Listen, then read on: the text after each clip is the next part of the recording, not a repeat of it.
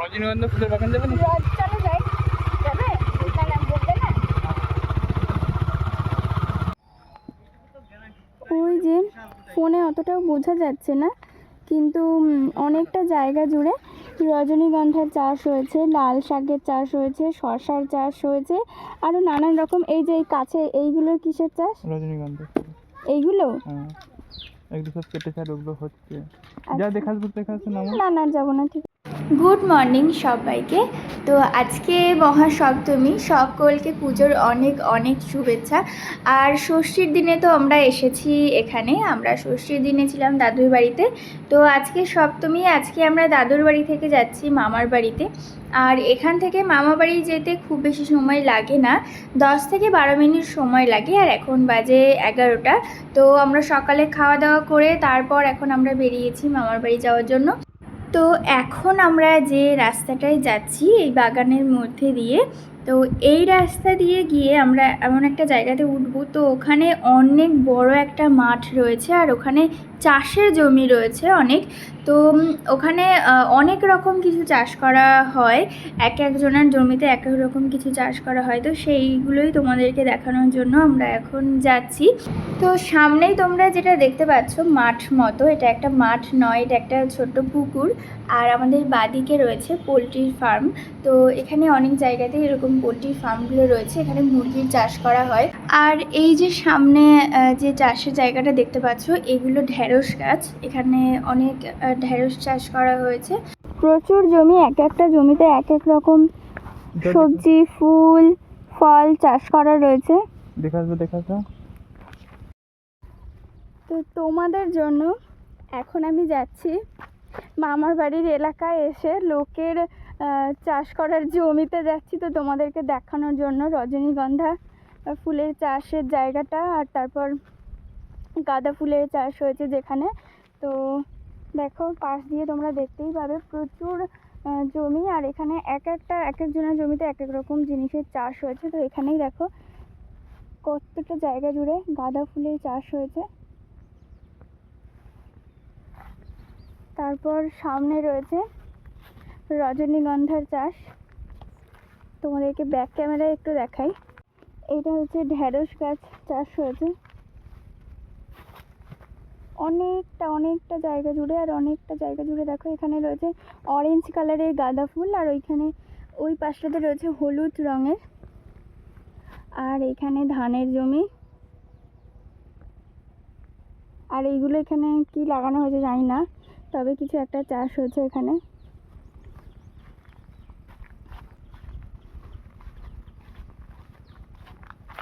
এই যে হচ্ছে রজনীগন্ধার চাষের জায়গা।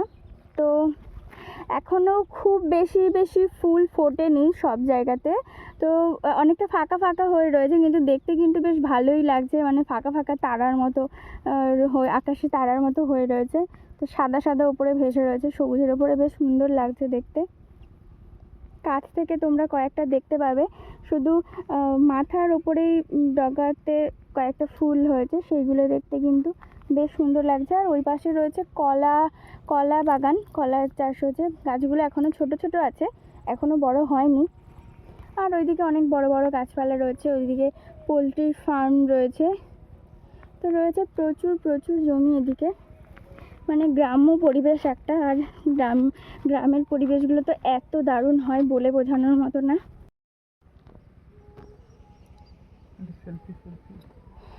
তো চলো এবার যাওয়া যাক। সেলফিটাই যাই হোক আমার একটু ভালো আসে, আমি ছবি ভালো তুলে দিতে পারি, কিন্তু আমার ছবি তুলে দেওয়ার মতন নেই। তো চলো এবার যাওয়া যাক। দাঁড়া, গাড়ি ঘুরে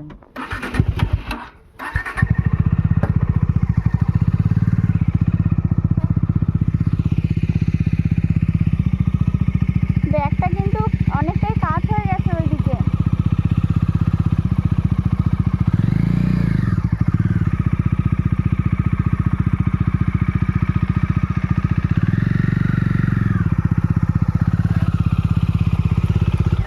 ব্যাগটা পড়ে যাবে না তো? অনেকটাই ঢেলে আছে। ধরে বসবো, দাঁড়া উঠে ধরো। চলো যাওয়া যাক। মানে মাঠ মতো দেখা যাচ্ছে, এটা কিন্তু আদৌ মাঠ নয়, এটা একটা ছোট্ট ডোবা টাইপের। তো মাছ ছাড়া আছে ওখানে।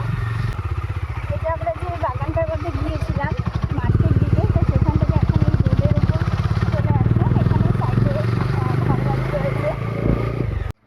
এইখানে প্রায় প্রতিটা ঘরের সামনেই রয়েছে পাটকাঠি। তো পাট এবং পাটকাঠি আমাদের অনেক রকম কাজেই ব্যবহারের জন্য লাগে। পাট যেমন শাড়ি তৈরির কাজে লাগে, পাটকাঠি জ্বালানির কাজে ব্যবহারের জন্য লাগে, আরও নানা রকম কাজের জন্য কিন্তু এই জিনিসগুলো ব্যবহার করা হয়।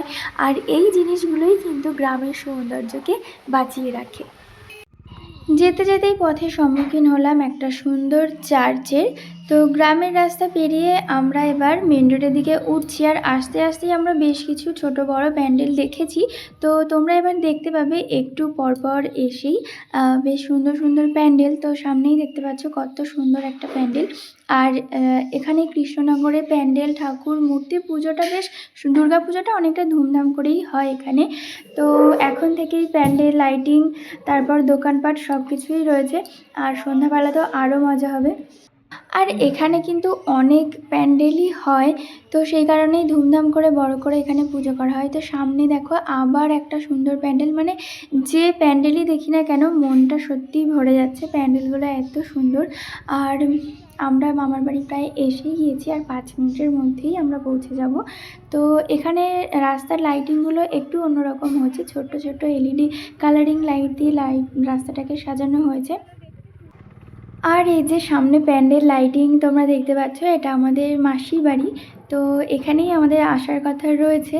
আর সামনের ভিউটাও কিন্তু অসাধারণ, তোমরা দূর থেকেই ভালো বোঝা যাচ্ছে। এটার থিমটা হচ্ছে কেদারনাথ। তো এখানে কেদারনাথের পাশেই রয়েছে আমাদের মামা বাড়ি। তো চলো এবার আমরা আগে মামা বাড়িতে যাবো, তারপর ফ্রেশ হয়ে রেডি হয়ে তাড়াতাড়ি যেতে হবে মাসিমণির বাড়িতে। ওখানে তো পুজো শুরু হয়ে গিয়েছে। তো মামাদের বাড়িতে আসার পর তারপর আমরা স্নান করে রেডি হয়ে নিয়েছি। তো এখন আমরা যাব মাসি বাড়িতে। ওখানে পুজো হয়, মাসি বাড়িতে দুর্গা পুজো হয়। তো ওখানে ঠাকুরের জন্য মিষ্টি এগুলো দিতে যাব, আর মাসিদের সঙ্গে দেখা করে আসবো। চলো আমরা তো রেডি হয়ে গিয়েছি, আর এখন যাচ্ছি মাসি বাড়িতে। এখন আমরা চলে এসেছি মাসি বাড়িতে। তো ভাই বোনেরা আমাদের জন্য অপেক্ষা করেছিল, সেই কারণে এসেই আমরা সবাই মিলে খেয়ে নিলাম। তারপর এখন আমরা সবাই মিলে গল্প করছি, মজা করছি। তো আর বাড়ির সবাই পুজোর কাজে ভীষণই ব্যস্ত রয়েছে। আর এখন আমরা যাব নিচে। তো নিচে গিয়ে মাসিমণির বাড়ির মায়ের দর্শন করাবো তোমাদেরকে। আর তারপর আমরা যাব বাড়িতে। তো বাড়ি গিয়ে একটু রেস্ট নেব। আর সন্ধ্যাবেলাতে এখানে প্রোগ্রাম আছে, তো সেই কারণে আবার সন্ধ্যাবেলাতে আসতে হবে। আর তারপর যাব আমরা ঠাকুর দেখতে। তাহলে চলো এখন যাওয়া যাক মাকে দর্শন করতে। মাসিদের বাড়িতে পুজোর সময় ষষ্ঠীর দিন এই আঁকা প্রতিযোগিতাটা হয়। তো অনেক বাচ্চারা এখানে ছবি এঁকেছে, সেইগুলোই এখানে টানানো রয়েছে। আরও রয়েছে ওই পাশে, খুব সুন্দর ড্রয়িং করেছে সবাই।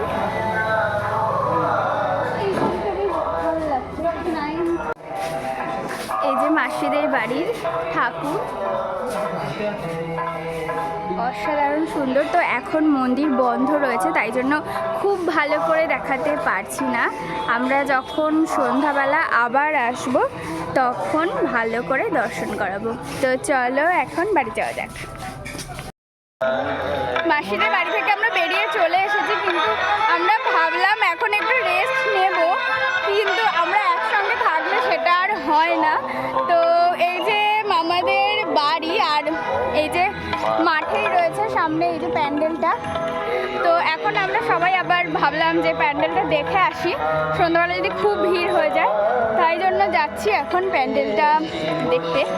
প্যান্ডেলটা খুব সুন্দর করেছে, তোমাদের ব্যাক ক্যামেরায় দেখিয়ে দিচ্ছি। আর তারপর ঠাকুরটা তো ভেতরে দেখবই।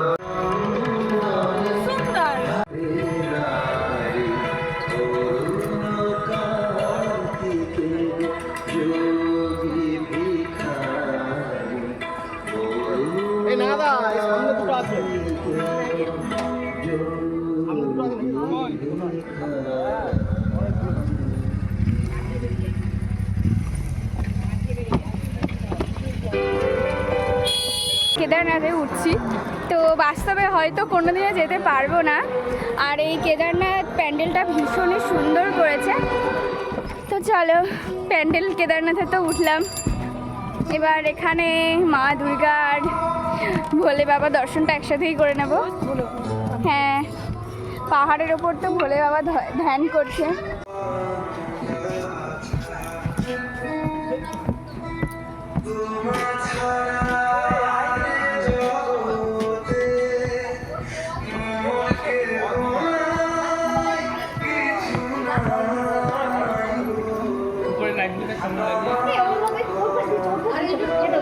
মানে সন্ধ্যা বলছি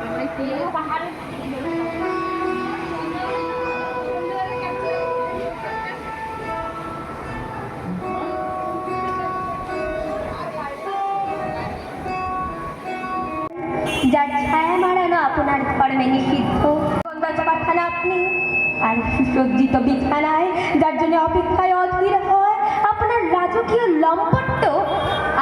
সন্ধ্যাবেলা রেডি হয়ে আমরা এখন চলে এসেছি মাসিমণির বাড়িতে। তো মাসিমণির বাড়ির ছাত্রছাত্রী এবং পাড়ার সমস্ত বাচ্চারা মিলে খুব সুন্দর একটা প্রোগ্রাম তৈরি করেছে। আর প্রোগ্রাম তো প্রায় একদম শেষের দিকে। তো এখন আমরা যাব ঠাকুর দেখতে।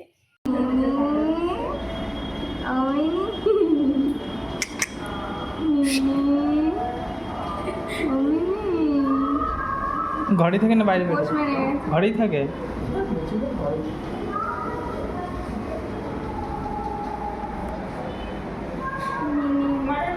আর কথা না বাড়িয়ে এবার চলো আমরা এক এক করে বাতকুল্লার চেষ্টা করব সব ঠাকুর দেখার। তো জানি না কতটা কি হবে। তো চলো এবার আমরা সব প্যান্ডেলগুলো দেখতে শুরু করি আর সঙ্গে ঠাকুর। তো এই থিমটা কিসের সেটা তো তোমরা সবাই বুঝতেই পারছো। তো এইখান থেকেই আমাদের আজকে ঠাকুর দেখা, প্যান্ডেল দেখার শুরু। তো লাইটিং আর মিউজিক একসঙ্গে মিলিয়ে মিশিয়ে এই বুর্জ খলিফাটা এত দারুণ করেছে। আর এই প্যান্ডেলের ভেতরের মা দুর্গা, তো ঠাকুরটাও কিন্তু অসাধারণ এবং ভেতরের কাজগুলো খুবই সুন্দর। বাতকুল্লার ঠাকুর দেখা আমরা এবছরের প্রথম। আর কোন ক্লাবের কোন প্যান্ডেল সেগুলো আমরা সব ক্লাবের নাম জানি না, সেই কারণে তোমাদেরকে বলতে পারছি না যে এই প্যান্ডেলগুলো কোথায় কোন ক্লাবের হয়েছে। কিন্তু প্রতিটা প্যান্ডেল এবং প্যান্ডেলের ভেতরে ঠাকুর, প্যান্ডেলের ভেতরে লাইটিং কাজ অসাধারণ অসাধারণ।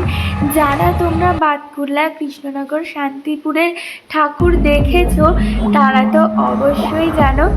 আর এখানে বড় বড় করে লেখা আছে ক্লাবের নামটা সম্প্রীতি। তো দেখো থিমটা কিন্তু একটা মন্দিরের থিম, সেটা দেখে বোঝাই যাচ্ছে। তো কাজগুলো কত দারুণ আর লাইটিংয়ের সঙ্গে কত সুন্দর ফুটিয়ে তুলেছে।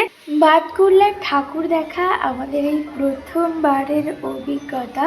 তো এখানে যে এত বড় বড় এত সুন্দর সুন্দর থিম করা হয় এবং প্যান্ডেলের ভেতরে লাইটিং, ঠাকুর এত সুন্দর করা হয়, আমাদের তো প্রথমবার এসেই ভীষণই ভালো লেগেছে। এখন বাজে প্রায় রাত 1:45। তো এখনও পর্যন্ত এখানে যে কয়েকটা প্যান্ডেল এবং ঠাকুর আমরা দেখেছি, প্রতিটা প্যান্ডেল এবং ঠাকুর আমরা পায়ে হেঁটে দেখেছি। আর আমাদের এনার্জিটা একটু লস হয়ে গিয়েছে এখন। তো এখনও পর্যন্ত আমরা 4 থেকে 5টা প্যান্ডেল দেখেছি। আর এবারে আমরা প্যান্ডেলগুলো দেখতে দেখতে সোজা বাড়ির দিকে রওনা দেব। তো তোমাদেরকে যতটা পেরেছি শেয়ার করার চেষ্টা করেছি। আর আমার ভিডিওগুলো কেমন লাগলো, তো এখানের প্যান্ডেল ঠাকুর কেমন লাগলো, যারা দেখেছো তারা তো অবশ্যই জানো। আর যারা দেখোনি তারা, তাদের সঙ্গে যেটুকু পেরেছি শেয়ার করার চেষ্টা করেছি। তো কেমন লাগলো সেটা কিন্তু কমেন্টে অবশ্যই জানিও। তো চলো আজকের মতো টাটা, গুড নাইট।